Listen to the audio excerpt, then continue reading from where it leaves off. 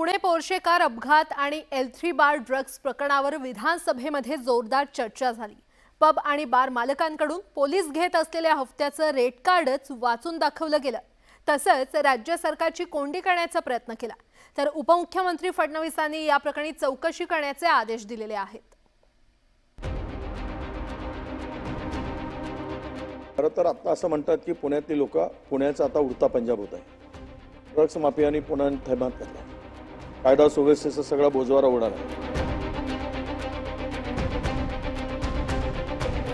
त्या ठिकाणी open terrace hotel आहे। प्रत्येक हॉटेलकडून ज्या भागातील कोरेगाव असेल, कल्याण नगर असेल, 5 लाख रुपयाचा हप्ता बांधलाय।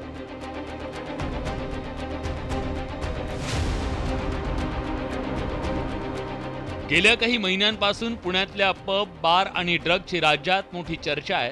त्याचे पडसाद विधिमंडळ अधिवेशनात उमटल्याचं पाहायला मिळालं। अधिवेशनाच्या दुसऱ्या दिवशी पुण्यातल्या ड्रग्स प्रकरणावर जोरदार चर्चा झाली। विरोधी पक्षनेते विजय वडेट्टीवारांनी पुणे पोलिसांवर गंभीर आरोप केला। पुण्यातल्या पब, बार आणि हॉटेल मालकांकडून पोलीस हप्ते घेत असल्याचा आरोप वडेट्टीवारांनी केला। यावेळी त्यांनी पोलीस घेत असलेल्या हप्त्यांचं रेट कार्ड सभागृहात मांडलं। पब मालकांकडून पोलीस दर महिन्याला 5 लाखांचा हप्ता घेत असल्याचा आरोप वडेट्टीवारांनी केला। तर छोट्या हॉटेल मालकांकडून दरमहा 75,000 ते 2.5 लाख रुपयांचा हप्ता घेतला जात असल्याचा वडेट्टीवारांनी आरोप केलाय। ओपन टेरेस हॉटेल मालकांकडून दरमहा प्रत्येकी 5 लाख रुपयांचा हप्ता घेतला जात असल्याचा आरोप वडेट्टीवारांनी केलाय। गृहमंत्री महोदयांना लक्षात आणून देतो की तुम्ही जरा माहिती घ्या पुण्यात काय चाललंय।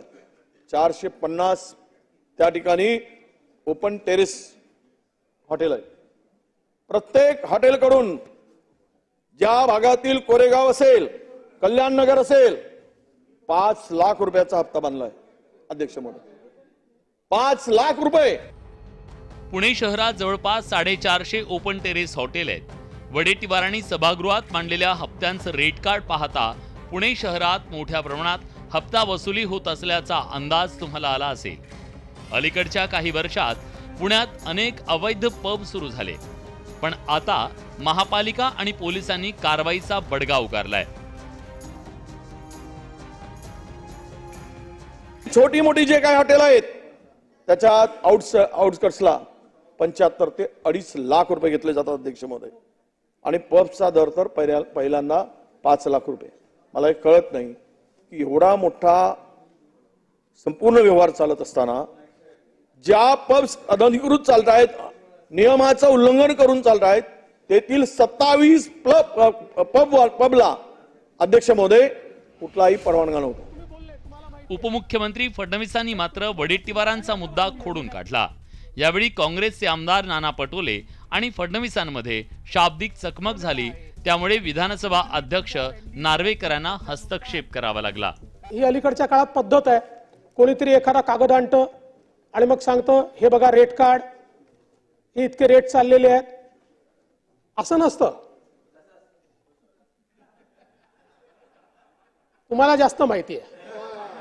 रेट कार्ड म्हटल्यावर तुम्ही बोलले, तुम्हाला माहिती आहे। नाही, तुम्हाला योग्य माहिती आहे। बोलू नका।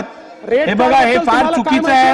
उपमुख्यमंत्री बोलत असताना खरं तर पुणे पोलीस आयुक्त पदाची सूत्र हाती घेतल्यानंतर अमितेश कुमार यांनी शहरातील सर्व गुंडांची ओळख परेड घेतली।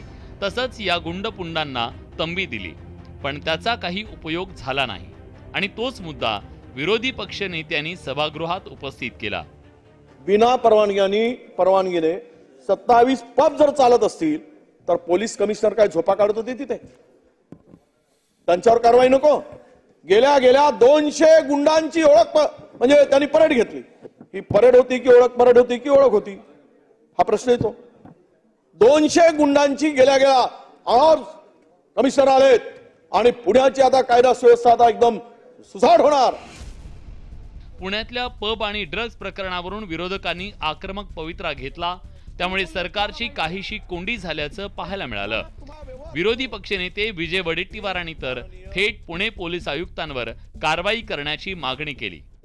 या प्रकरणामध्ये एकूणच झालेली आरोपीला पकडल्यानंतर कारवाईमध्ये झालेला विलंब याला पोलीस कमिशनर जबाबदार आहे.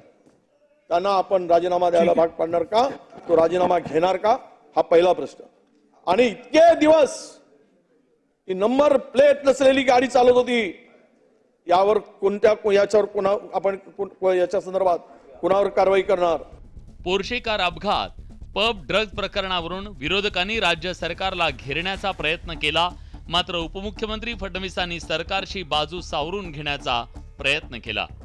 अध्यक्ष महोदय, तथापि या ठिकाणी पोलिसांनी कारवाई केलेली आहे. सन्माननीय विरोधी पक्षनेत्यांनी जी माहिती दिली आहे ती माहिती सत्य मानून त्याच्यावरही चौकशी केली जाईल. या रेड कार्डमध्ये प्रत्येक पबचा हप्ता हा राज्य उत्पादन शुल्काच्या अधिकाऱ्यांना पोहोचतो आणि त्याच्यामधनंच हे सगळे बेकायदेशीर पब पुण्यामध्ये चालू होते. आणि हे आम्ही उघडकीस आल्यानंतर काही पब बंद पडले, पण पब बंद पडून बी आज शासनाच्या वतीने जे गृहमंत्री आज उत्तरं देत होते ते उत्तरं त्यांच्याकडनं अपेक्षित नव्हती, ते उत्तरं राजकीय उत्तर होते. पोर्शे कार अपघात प्रकरण ताजा असताना L3 बार ड्रग्ज प्रकरण समोर आलं, त्यामुळे पुणे पोलिसांच्या कार्यक्षमतेवर प्रश्नचिन्ह निर्माण झालंय. विधिमंडळाच्या अधिवेशनातही या प्रकरणावरून सत्ताधारी आणि विरोधकांमध्ये खडाजंगी झाली. Bureau report, news 18 Lokmat.